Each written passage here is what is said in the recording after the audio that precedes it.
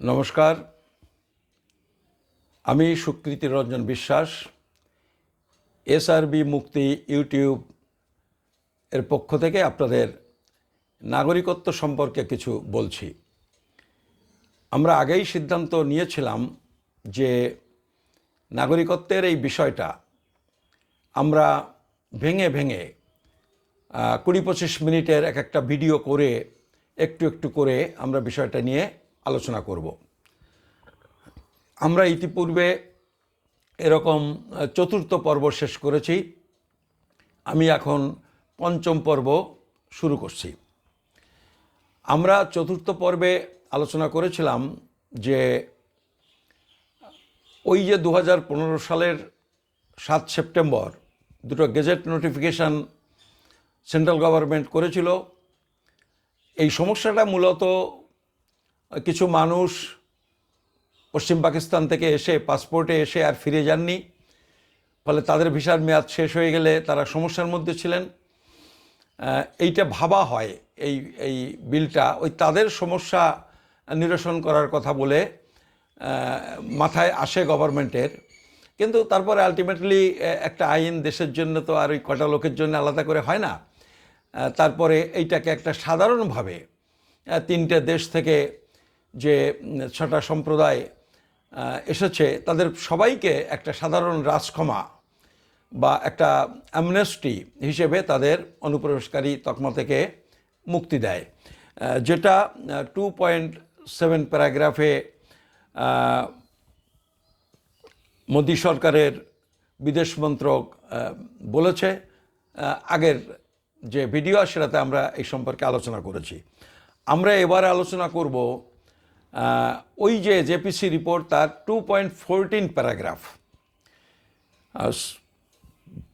এই 2.14 প্যারাগ্রাফটা এইটা intelligence bureau তার অধিকর্তা এখানে সাক্ষ্য দিতে এসেছিলেন, অর্থাৎ এইটা হচ্ছে স্বরাষ্ট্র দপ্তরের পক্ষ থেকে এইবারে বক্তব্যটা বলবেন। ওটা হয়েছে বিদেশ দপ্তরের পক্ষ থেকে। এবার যে বক্তব্যটা আমি আপনাদের শোনাবো এটা বলেছে মোদি সরকারের স্বরাষ্ট্র দপ্তরের ঊর্ধ্বতন কর্তৃপক্ষ।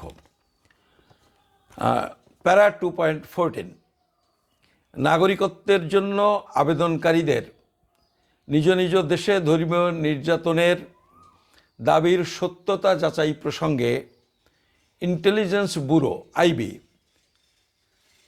আইবির অধিকর্তা তার সাক্ষ্যে বলেন, মানে কি করে কেউ যদি তার দেশে ধর্মীয় নির্যাতন হয়েছেন কি হননি ইত্যাদি ইত্যাদি, এটা যখন নাগরিকত্বের আবেদন করে যখন বলবেন, সাধারণ অ্যামনেস্টি একটা করে দিয়েছে, এটা তো সাধারণভাবে সবাই অনুপ্রবেশকারী নন, কিন্তু এবার যখন নাগরিকত্ব দেওয়ার প্রশ্ন হবে, এই নাগরিকত্বটা কিন্তু তখন আর বলছে আবেদন করতে হবে ইন্ডিভিজুয়ালি।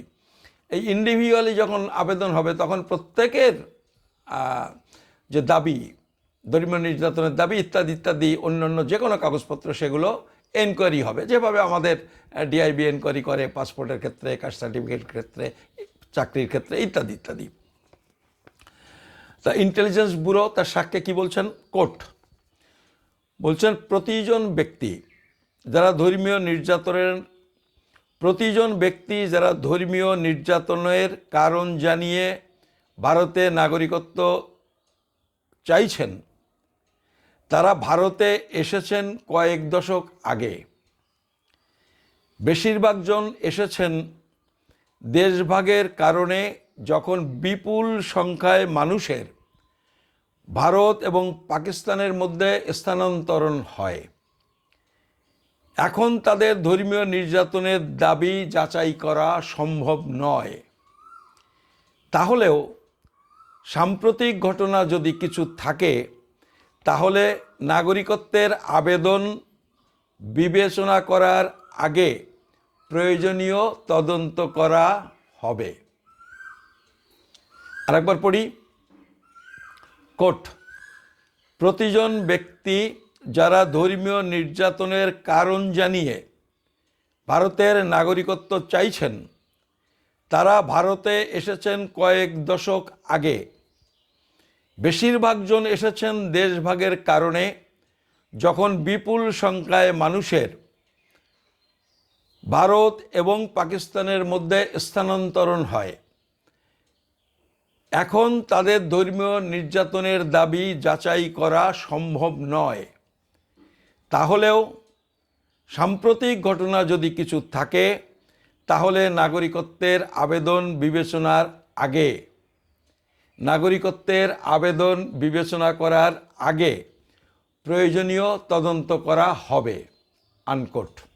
এটা ইন্টেলিজেন্স ব্যুরো বলছেন, প্যারাগ্রাফ 2.14। পরে আরেকটা প্যারাগ্রাফ আমি আপনাদের অনুবাদ শোনাই। এটা হচ্ছে প্যারাগ্রাফ 2.17। ওই কমিটি মানে জেপিসি মোদী সরকারের কাছে জানতে চাই যে ধর্মীয় নির্যাতনের ভিত্তিতে এই প্রস্তাবিত বিলের মাধ্যমে সংখ্যালঘু সম্প্রদায়ের কত সংখ্যক মানুষ উপকৃত হবেন। জবাবে ইন্টেলিজেন্স ব্যুরো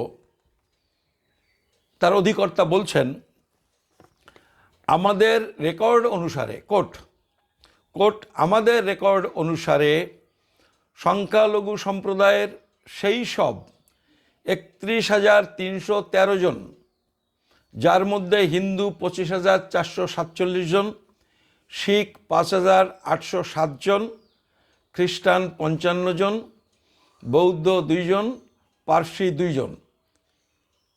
ঠিক আছে, তাহলে কোর্ট আমাদের রেকর্ড অনুসারে সংখ্যালঘু সম্প্রদায়ের সেই সব 31,313 জন এক্ষুনি উপকৃত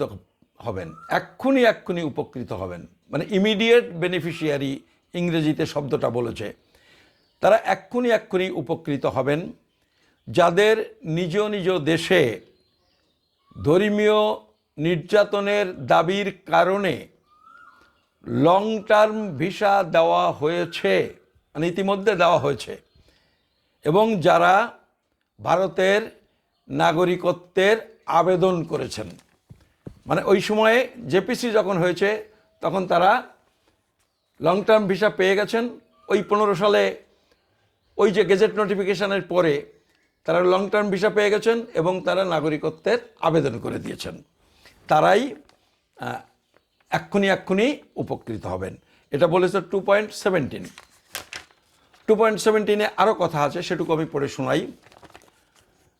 জেপিসির পক্ষ থেকে আবার প্রশ্ন করা হয়, ওই 3 দেশ থেকে অন্য যেসব সংখ্যালঘু মানুষ ধর্মীয় নির্যাতনের কারণে ভারতে এসেছেন, কিন্তু ভারতে এসেই ধর্মীয় নির্যাতনের কথা ঘোষণা করেননি, তাদের ভাগ্য কি হবে?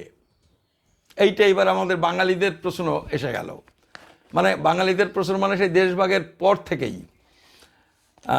জবাবে ইন্টেলিজেন্স ব্যুরো অধিকর্তা জানান, কোর্ট এই পথে নাগরিকত্ব পেতে চাইলে অন্যদেরও ভারতীয় নাগরিকত্বের জন্য আবেদন করতে হবে এবং আবেদনকারীদের অবশ্যই প্রমাণ করতে হবে।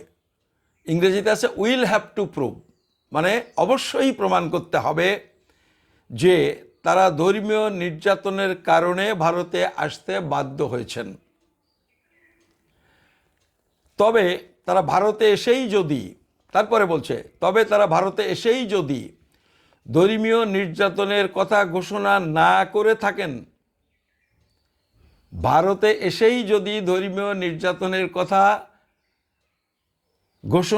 না করে থাকেন, তাহলে এখন সেই দাবি মানে ধর্মীয় নির্যাতনের দাবি প্রমাণ করা কঠিন কাজ। ইম্পসিবল বলেনি, ইংরেজিতে বলেছে ডিফিকাল্ট। দাবি প্রমাণ করা কঠিন কাজ। এই সম্পর্কিত যে কোনো দাবি, মানে যদি কেউ তবুও আবেদন করে, যে কোনো দাবি মানে R&AW সহ কেন্দ্রীয় সরকারের বিভিন্ন এজেন্সি সিদ্ধান্ত গ্রহণের পূর্বে তদন্ত করবে। বোঝা গেল না? আরেকবার পড়ে দিই। কোর্ট এই পথে মানে এই K-19 যে কন্ডিশন সেই পথে K-19 অনুযায়ী এই পথে নাগরিকত্ব পেতে চাইলে অন্যদেরও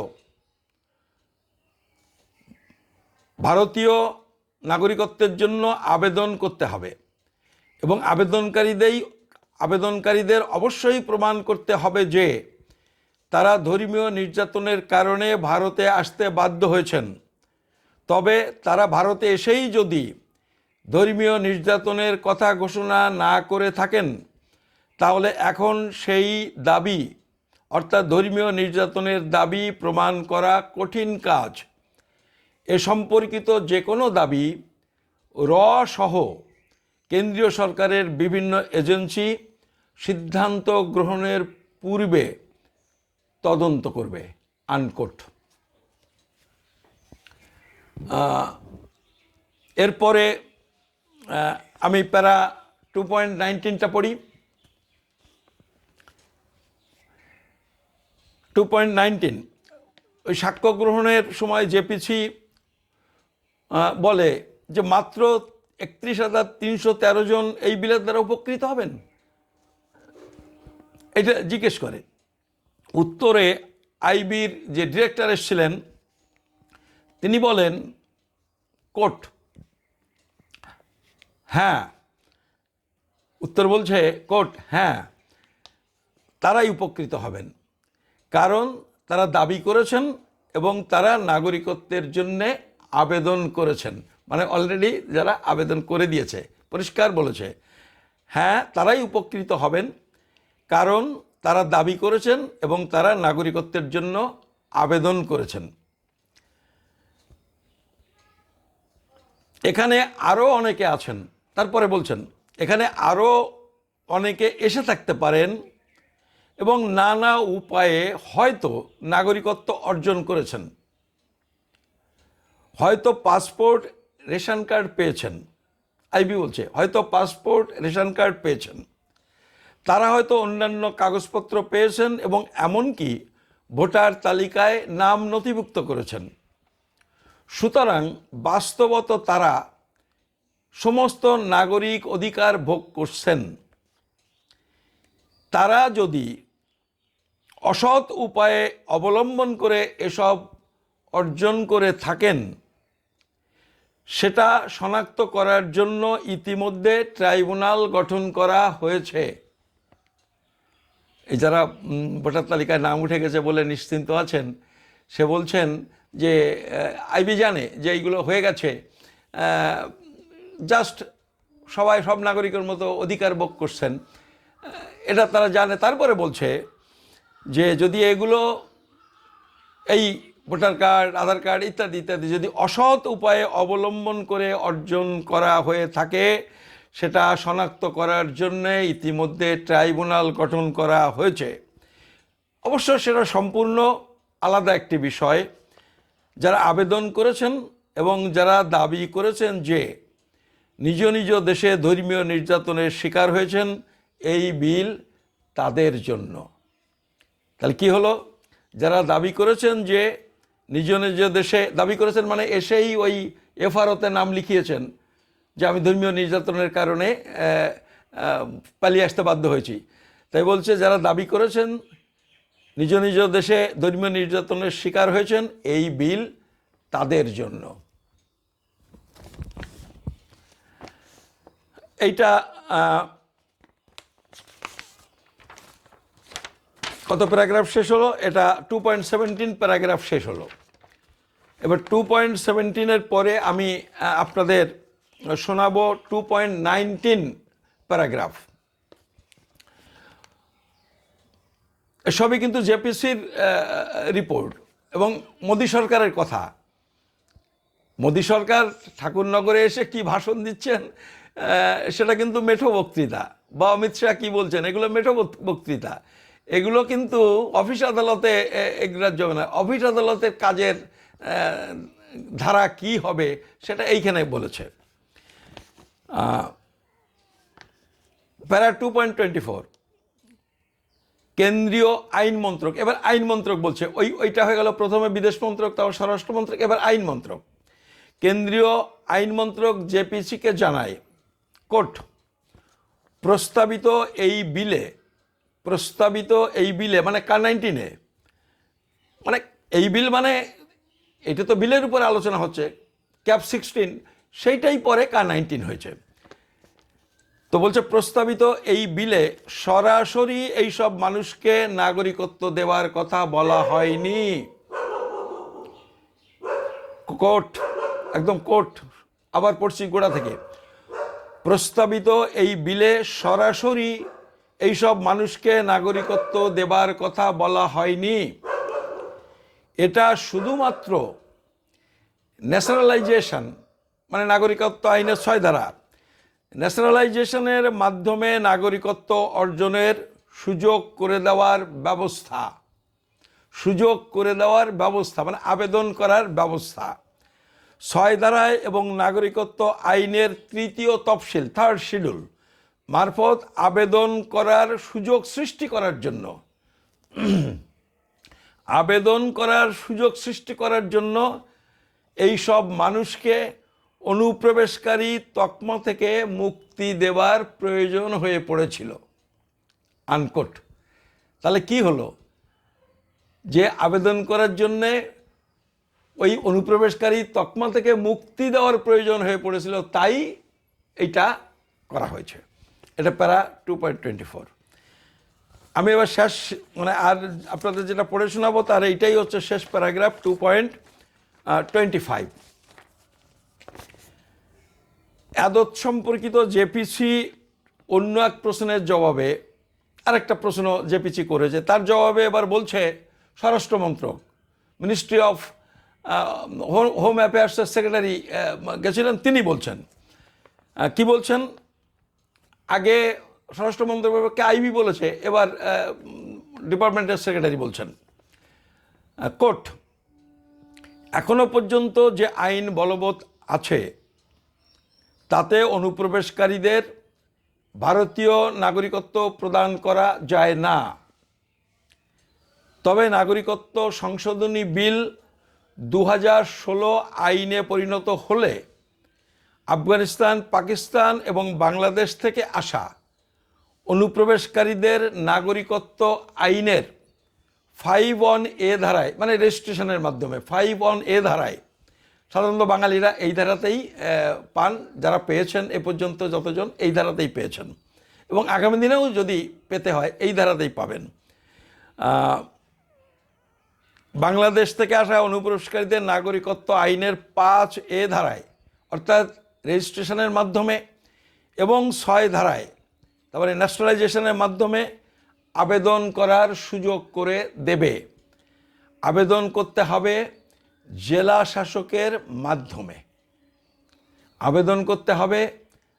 শাসকের মাধ্যমে, আনকোট। আরেকবার পড়ি ছোট প্যারাগ্রাফ। স্বরাষ্ট্র মন্ত্রক বলছে, এখনো পর্যন্ত যে আইন বলবৎ আছে তাতে অনুপ্রবেশকারীদের ভারতীয় নাগরিকত্ব প্রদান করা যায় না। তবে নাগরিকত্ব সংশোধনী বিল 2016 আইনে পরিণত হলে আফগানিস্তান, পাকিস্তান এবং বাংলাদেশ থেকে আসা অনুপ্রবেশকারীদের নাগরিকত্ব আইনের 5(1)A অর্থাৎ রেজিস্ট্রেশনের ধারা এবং 6 ধারায় অর্থাৎ ন্যাশনালাইজেশনের ধারায় আবেদন করার সুযোগ করে দেবে এবং আবেদন করতে হবে জেলা শাসকের মাধ্যমে, আনকোট। আমার মনে হয় যে এই যে বিদেশ মন্ত্রক, স্বরাষ্ট্র মন্ত্রক এবং আইন মন্ত্রক 2016 সালের বিল কার্যকরী করে মানে এখনকার যে কার-19 হলে কতজন নাগরিকত্ব পাবে, কারা পাবে না, কি করে পেতে হবে, বাঙালিরা পাবে কি পাবে না, ইত্যাদি ইত্যাদি যে বিষয়টা নিয়ে আমাদের মধ্যে এখন অবধি দ্বন্দ্ব সংঘাত রয়েছে, সংশয় রয়েছে, সেইটা অনেকটাই কিন্তু প্রশমিত হয়। এখন অবধি বিজেপি কর্মীরা, নেতারা যাই বলুন, এইটা কিন্তু গভর্নমেন্টের যে পলিসি সেইটার কিন্তু সর্বশেষ ঘোষণা, এটা মোদী সরকারই করেছে এইটা। এরপরে যদি তারা যেটা দাবি করছেন কোনো কাগজ লাগবে না, কিচ্ছু লাগবে না, এমনি এমনি হয়ে যাবে, এটা যদি ঘোষণা হয়, তাই না, ঘোষণা হয়, সেগুলো পড়ে দেখে তখন আমরা বলতে পারবো।